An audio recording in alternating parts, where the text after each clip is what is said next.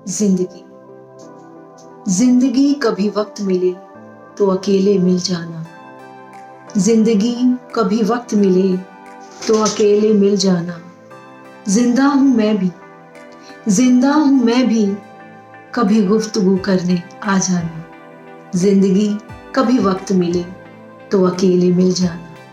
कुछ सवाल हैं जिनके जवाब तू ही दे पाए, कुछ सवाल हैं जिनके जवाब शायद तू ही दे पाए। इंतजार खत्म हो, शायद वह लम्हा कभी तो आ जाए। मैंने तो ज़हन की किताब के हर पन्ने को पलट डाला, हर एक हर्फ और फसाने को पूरा पढ़ डाला। कभी फुर्सत में तू अपने होने के मायने बतला जाना। जिंदगी कभी वक्त मिले तो अकेले मिल जाना। जमाने की जद्दोजहद में बढ़ती चली जाती हूँ, जमाने की जद्दोजहद में बढ़ती चली जाती हूँ। कभी खुद की ही परछाइयों से डर जाती हूँ। ऐसा नहीं कि बदलते वक्त के रुख को नहीं समझा, ऐसा नहीं कि वक्त के साथ कदम नहीं रखा। मुश्किल है सफर, जरा हौसला बढ़ा जाना। जिंदगी कभी वक्त मिले तो अकेले मिल जाना। जिंदगी कभी वक्त मिले तो अकेले मिल जाना। हर दिन कई किरदारों में बटी रहती हूँ, हर दिन कई किरदारों में बटी रहती हूँ। सुबह और शाम के गलियारों में कहीं रहती हूँ। तिनका बटोरा तब कहीं आशियाना बना, तिनका बटोरा तब कहीं आशियाना बना। खुशी से दहलीज सजाई, गम को ताले में रखा। ख्वाबों की रोशनी से मन का दलान भर जाना। जिंदगी कभी वक्त मिले तो अकेले मिल जाना। जिंदगी कभी वक्त मिले तो अकेले मिल जाना। महकती है जिंदगी मुझ में, महकती है जिंदगी मुझ में, यकीन दिला जाना। जिंदगी कभी वक्त मिले तो अकेले मिल जाना। जिंदा हूं मैं भी, कभी गुफ्तगू करने आ जाना। जिंदगी कभी वक्त मिले तो अकेले मिल जाना। धन्यवाद साथियों, आज हमारे साथ बेंगलोर से डॉक्टर कविता सिंह प्रभा जुड़ी हुई हैं, जिनकी गतिविधियों को जब हम मॉरिशस गए हुए थे हमने समझा, देखा और इनकी सराहना बहुत से क्वार्टर से हुई। तो हमने इनसे गुजारिश की थी कि हम गुड़गांव पहुंच के रेडियो बूज पे आपका इंटरव्यू करेंगे। डॉक्टर कविता ने इस बात के लिए सहर्ष स्वीकार किया। हम तहे दिल से इनका आभार व्यक्त करते हैं। डॉक्टर कविता, आपका बहुत बहुत आभार। इस समय आप रेडियो बूज की लाइन पे हैं और हम आपका साक्षात कर रहे हैं। आपका पुनः स्वागत। बहुत बहुत धन्यवाद आदरणीय मुकेश गंभीर जी और रेडियो बूज के सभी श्रोतागण को मैं नमस्ते कहती हूँ और उनका धन्यवाद देती हूँ कि आप मुझे सुन रहे हैं। और आपका मैं तहे दिल से शुक्रिया अदा करती हूँ सर कि आपने मुझे यह अवसर दिया कि मैं आपसे जुड़ सकूँ, अपने रेडियो बूज के श्रोतागण से जुड़ सकूँ। जी डॉक्टर कविता, मैं आपको ये बात स्पष्ट करना चाहता हूँ। शायद मॉरिशस में भी हमारी जो बातचीत हुई थी, मैंने ये कहा था कि हमारा रेडियो बूज का ये उद्देश्य रहता है कि हम उन सब कलाकारों को ये अवसर प्रदान करते हैं कि वो अपनी बात समूचे संसार में प्रस्तुत कर सके। रेडियो बूज ना केवल 24 घंटे चलता है बल्कि थ्रू आउट वर्ल्ड सुनाई देता है।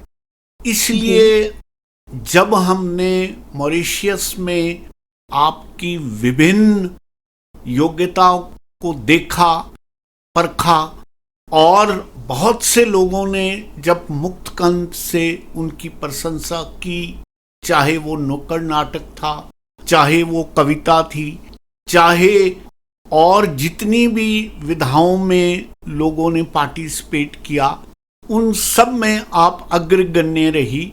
तो उसी समय मैंने ये तय कर लिया था कि हम आपका रेडियो बूस्ट पे एक साक्षात्कार जरूर करेंगे, और हमें इस बात का बहुत फक्र है कि आज हमारे सम्मुख आप हमारी रेडियो लाइन पे हैं और हम आपका साक्षात्कार कर रहे हैं। डॉक्टर कविता, मैं थोड़ा सा आपका परिचय आपके मुख से सुनना चाहूंगा, क्योंकि मॉरिशस में जो कुछ भी हम लोगों ने देखा वो सिर्फ मैं और उन 80 लोगों ने देखा जो हमारे साथ टीम में शामिल थे।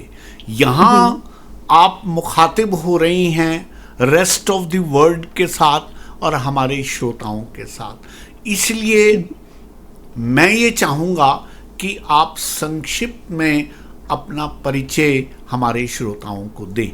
जी, बहुत धन्यवाद सर।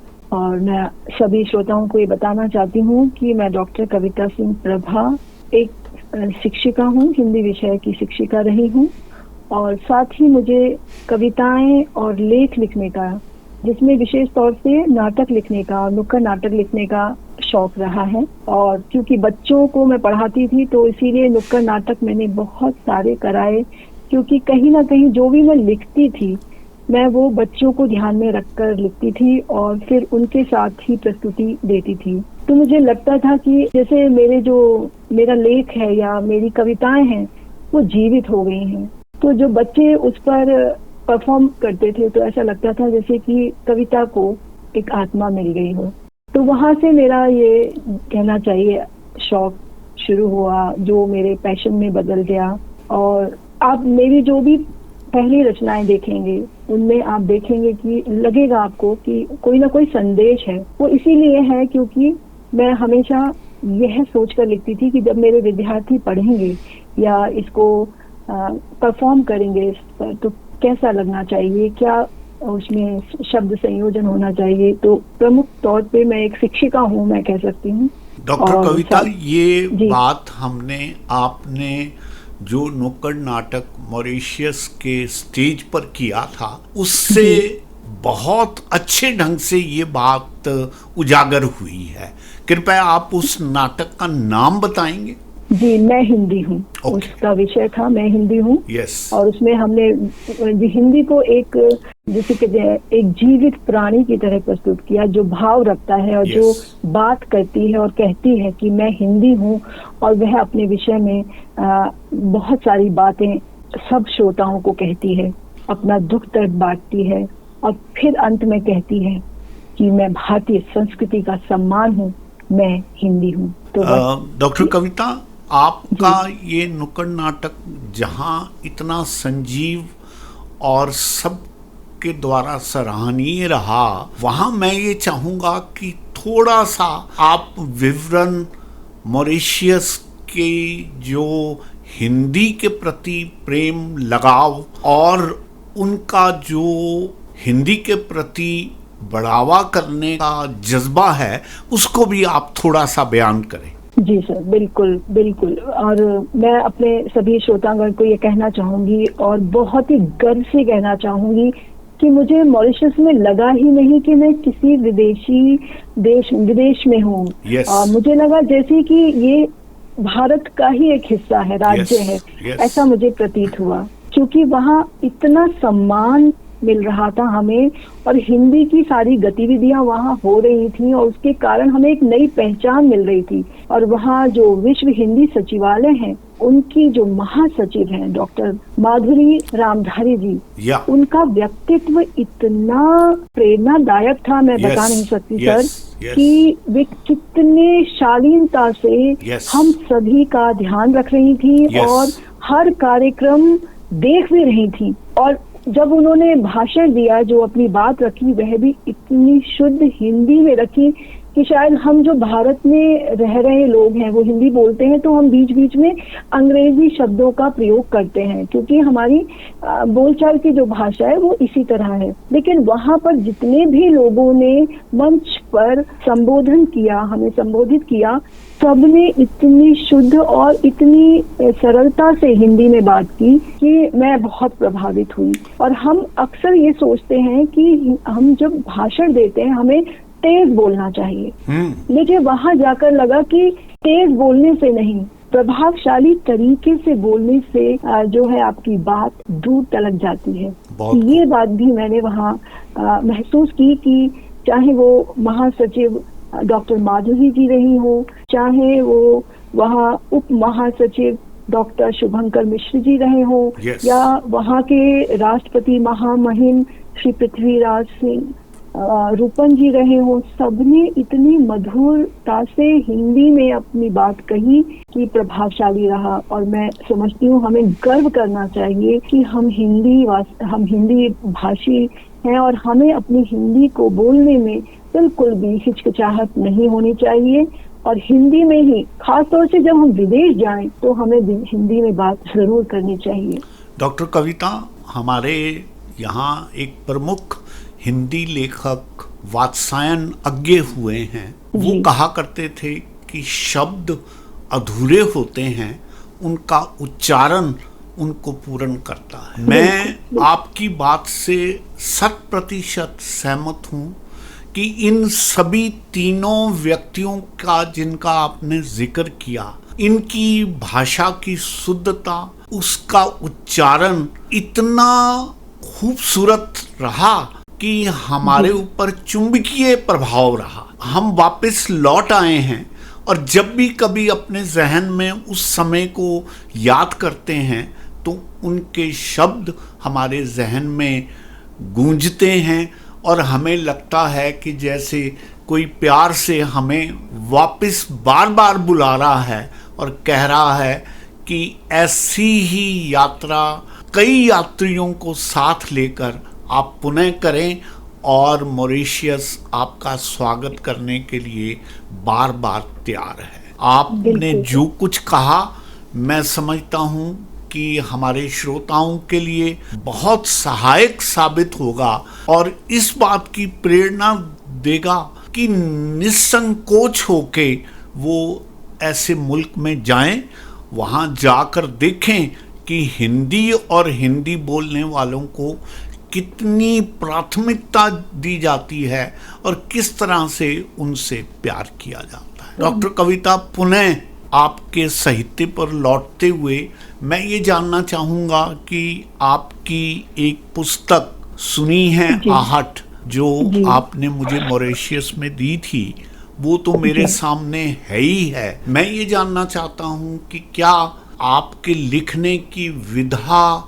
इसी गजल के फॉर्म में है या किसी और फॉर्म में भी आप लिखती हैं? जी सर, मैं प्रमुखता से अगर कहूँ तो मैं कविताएं ज्यादा लिखती हूँ जी, और गजल का कम ही रहा है लेखन। लेकिन हाँ, एक जिसे कहते हैं ना, हर एक इंसान के अंदर एक शायर होता है जो भी कविताएं लिखता है या गीत लिखता है या मैं कहती हूँ लेख भी लिखता है, तो एक शायर मुझे लगता है होता ही है, क्योंकि हमारा जो साहित्यिक वातावरण है उसमें हर विधा बहुत महत्वपूर्ण है। और हम जब गुजरते हैं अपने जीवन में अलग अलग पड़ावों में, तो अलग अलग विधाएं आपको प्रोत्साहित करती हैं जी। तो ये उम्र के पड़ाव पर भी निर्भर करता है कि आप किस समय किस उम्र में हैं। तो जब बचपन में आप कविताएं ज्यादा पसंद करते हैं, थोड़े बड़े होते हैं, जब कहना चाहिए आप कॉलेज में जाते हैं तो आपको गजल बहुत लुभाती हैं।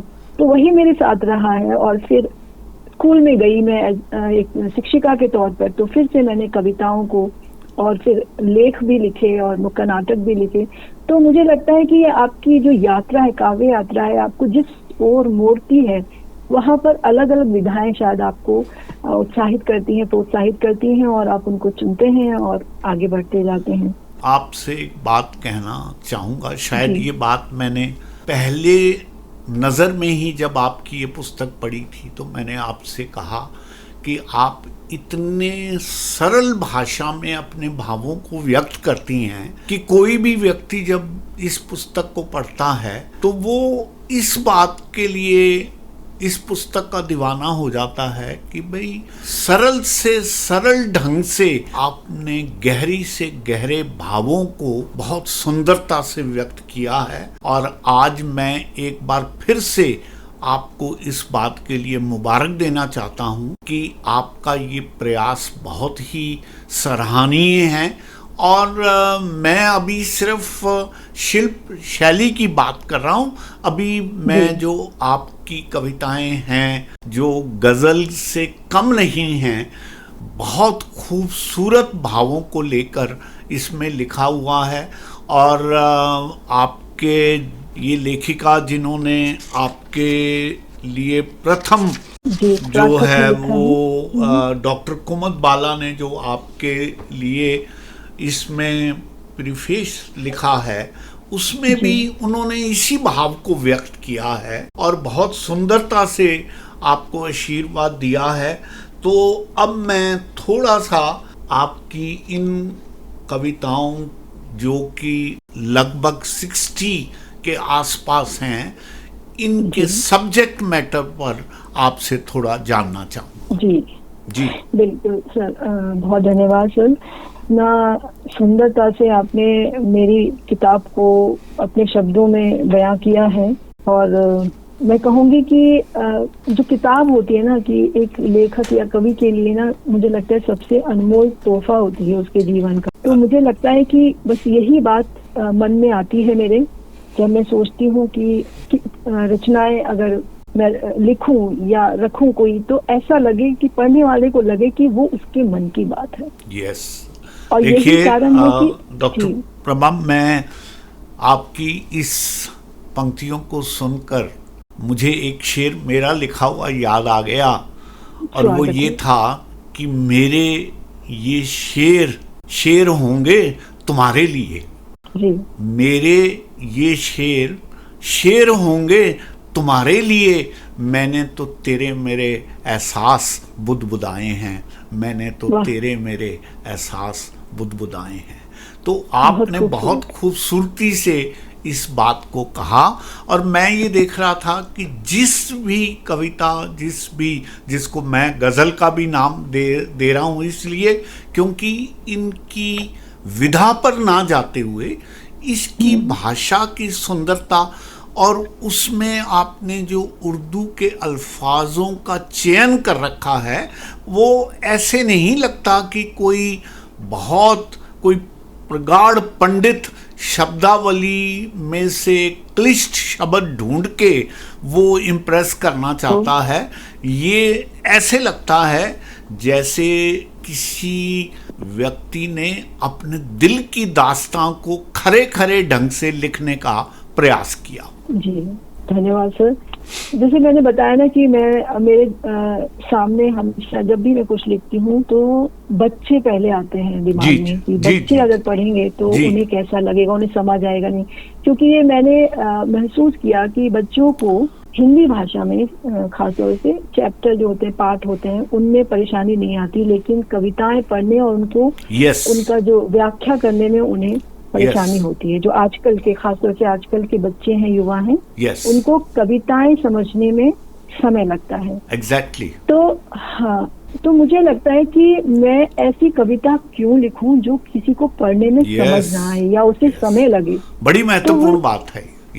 हाँ, क्योंकि मैं कविता अपने जैसे लोगों के लिए लिख रही हूँ, ना कि मैं बहुत ही ज्ञानी लोगों के लिए लिख रही हूँ, क्योंकि उनके स्तर तक तो मैं वैसे भी नहीं पहुँच सकती। तो मुझे क्यों ना ऐसी बातें, अपने मन के भाव इस तरह प्रस्तुत करने चाहिए कि जो कोई भी बच्चा पढ़े, बड़ा पढ़े, वो समझ जाए, उसे लगे ये मेरे मन की बात हो रही है। तो मुझे जो, जैसे आपने बताया सर, ऐसे ही जो मेरे मित्र बताते थे, क्योंकि सबसे मित्र होते हैं वो बताते हैं कि आप जो लिख रहे हैं वो उनको कैसा लग रहा है। तो वे आपके समीक्षक भी होते हैं, आपके हितैषी भी होते हैं, और आपके साथ ही वो आपकी कमियों को भी बताते हैं, क्योंकि मित्र हैं, वो बता सकते हैं।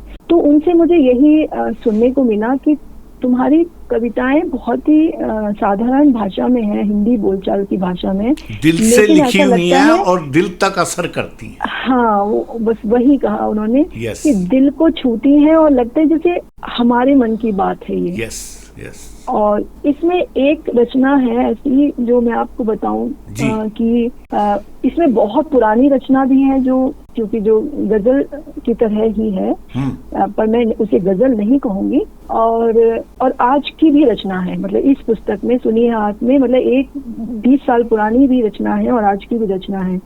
और जब मैंने लिखी थी वो कॉलेज के समय में, जो मेरे साथी थे उन्होंने ज्यादा गाई मुझसे जी।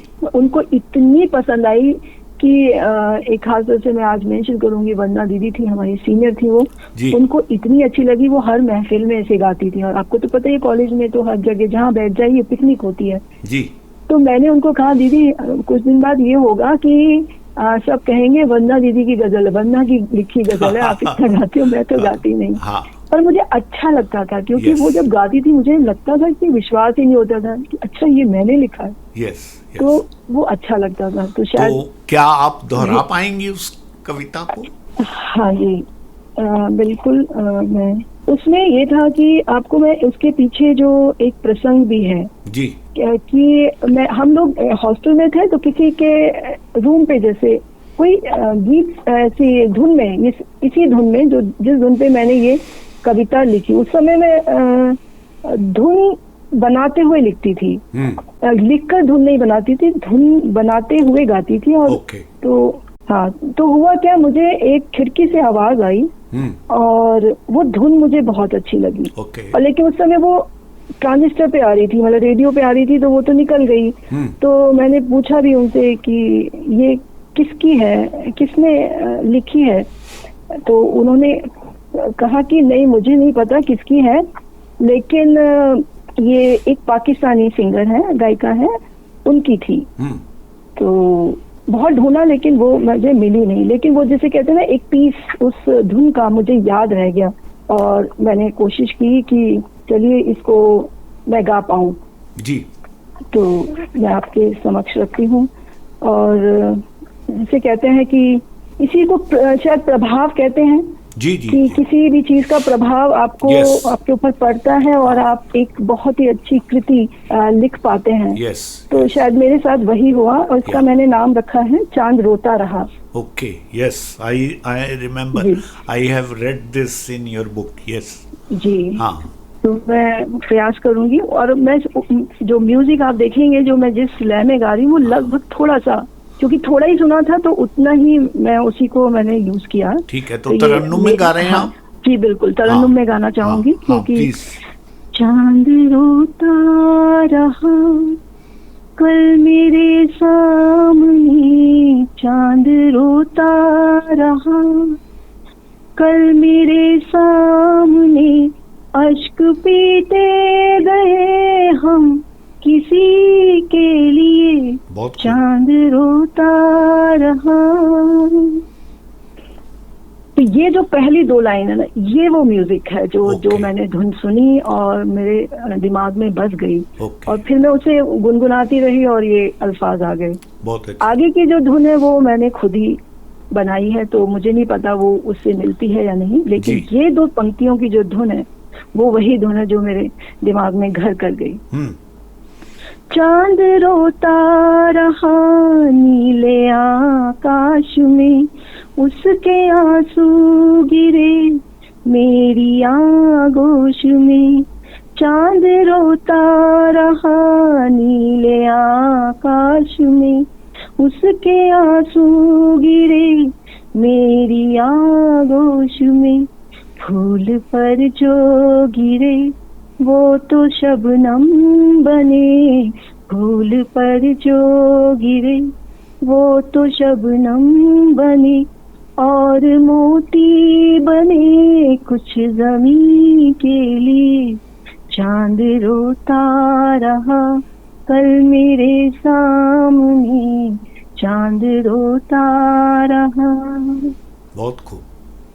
चांद पूछा किया किसने ये बात दी, टुकड़ों में जिंदगी लम्हा लम्हा खुशी, चांद पूछा किया किसने ये बात दी, टुकड़ों में जिंदगी, लम्हा लम्हा खुशी।